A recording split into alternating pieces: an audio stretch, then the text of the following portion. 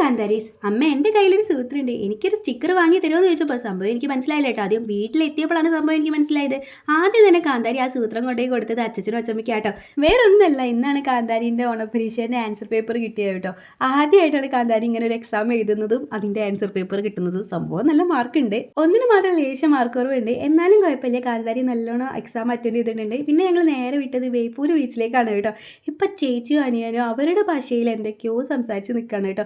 അപ്പോഴാണ് അവയ്ക്ക് ബോട്ട് പോകുന്നത് കണ്ടേ. പിന്നെ ബോട്ടിന് ടാറ്റയും ബൈ ബൈ ഒക്കെ പറഞ്ഞ് യാത്ര അയച്ചതിന് ശേഷം ഞങ്ങൾ കുൾബാര കയറി ഫലൂദ കുടിക്കാനായിട്ട്. പക്ഷേ കാന്താരി നല്ല കളിപ്പിലാണ്, അത് സ്ഥിരമുള്ള ഏർപ്പാടാണ്.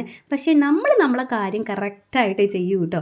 പിന്നെയുള്ള വേറെ കാര്യം എന്ന് പറഞ്ഞാൽ കസാലിൻ്റെ അടിയിൽ കാണുന്ന വെള്ളം അത് ആദ്യം മൂത്രയിച്ചാണ്. പക്ഷേ ഞാനൊന്നും ചെയ്തിട്ടില്ല അമ്മേ, ഞാനൊന്നും അറിഞ്ഞിട്ടില്ല എന്ന് മട്ടിൽ ആൾ മൈൻഡ് ചെയ്യാതെ നിൽക്കുന്നുണ്ട് കേട്ടോ. അതിൻ്റെ ഇടയിൽ നിഖിലേട്ടന് നല്ല കടിയോ അടിയോ ഒക്കെ കിട്ടുന്നുണ്ട്. പിന്നെ നമ്മളത് സമാധാനിപ്പിക്കാൻ വേണ്ടി ഒരു ഐസ്ക്രീമൊക്കെ മേടിച്ചു കേട്ടോ. വീഡിയോ ഇഷ്ടമായെങ്കിൽ